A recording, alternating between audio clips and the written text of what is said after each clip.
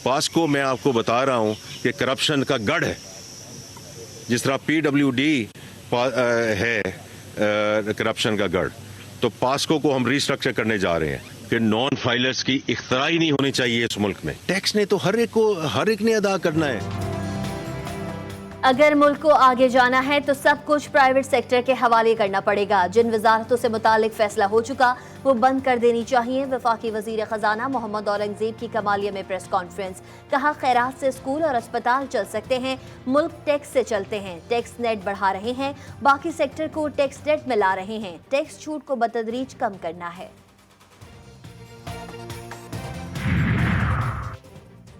पाकिस्तान तरक्की की राह पर गामजन हो चुका है, अब कशकोल तोड़ना है। बतौर वजीर आजम मुल्क में अंदरूनी और बैरूनी सरमायाकारी को फरोग देने की तरफ भरपूर तवज्जो मबसूल है।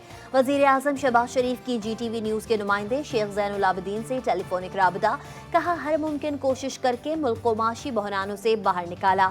पाकिस्तान को नाकाबिल तस्खीर बनाने में कोई कसर नहीं उठा रखी। तांगड़ में वडेरे के जुल्म का शिकार 7 माह की ऊँटनी कराची के एनिमल शेल्टर में जेर इलाज। ऊँटनी की हालत में बेहतरी, शेल्टर होम की मैनेजर का कहना है। ऊँटनी मसनूई टांग की मदद से चलने फिरने के काबिल हो जाएगी। गवर्नर सिंध की शेल्टर होम आमद, ऊँटनी का इलाज दुबई से कराने पर तैयार। शाजिया मरी पर नाम लिए बगैर तनकीद, कहा वो सांगड़ से रुकने असम्बली से हैं, उनकी तकलीफ समझते हैं। गवर्नर साहब को ऐलान करना है तो वो जख्मी ऊँट के लिए करें, उस मालिक के लिए ना करें जो आज भी सौदा कर रहा है अपने उस ऊँट का जिसकी टांग कट गई। किसी ने किसी की टांग सियासत में खींच ली, किसी ने किसी की खींच ली। कल से मैं देख रही हूँ, मुझे बड़ा अफसोस हुआ, ख्वाजा साद रफीक साहब PMLN के, वो भी इसमें आगे कूद पड़े पॉइंट स्कोरिंग के लिए।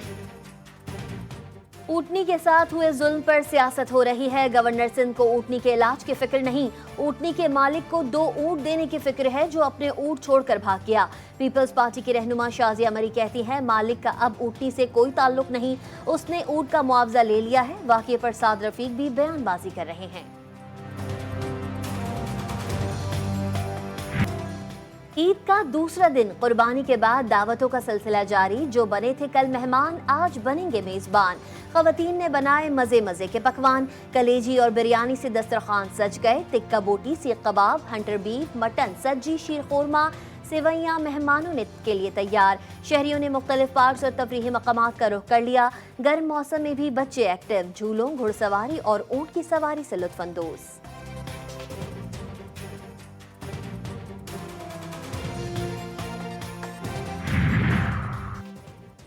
वज़ीर आज़म शहबाज शरीफ की अफवाज पाकिस्तान के सरबराहान को ईद उल अज़हा की मुबारकबाद। वज़ीर आज़म की chairman joint chief of staff committee general Sahir Shamshad Mirza, army chief समेत सर्विसेज चीफ से टेलीफोनिक राबता, कहा कौम सरहदों पर वतन की हिफाजत पर मामूर जवानों को खराज तहसीन पेश करती है।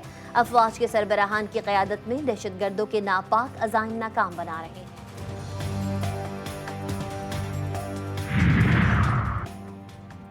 सियाचिन के बर्फ पोश पहाड़ों पर ड्यूटी देने वाले कौम के बहादुर बेटों को अहले वतन का सलाम।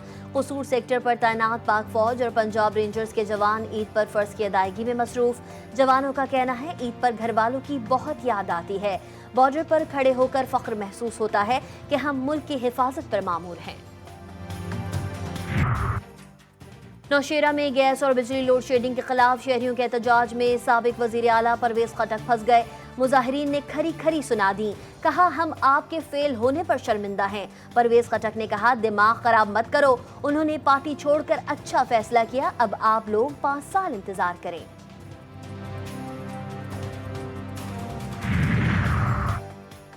सियालकोट में शदीद गर्मी, वजीर दिफा ख्वाजा आसिफ नहर में डुबकियां लगाने पहुंच गए। ख्वाजा आसिफ ने मोतरा पुल से नहर में छलांग लगाई। ख्वाजा आसिफ के साथ उनके बेटे असद ख्वाजा ने भी छलांग लगाई। ख्वाजा आसिफ को नहर में नहाता देखकर शहरियों की बड़ी तादाद जमा हो गई।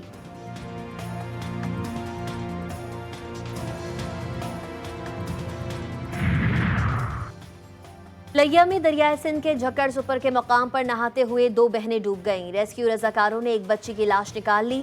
लापता एक बच्ची की तलाश जारी है। रेस्क्यू जराये के मुताबिक डूबने वाले तीनों बच्चे बहन भाई हैं। 4 साल के मोहम्मद अली को बचा लिया गया।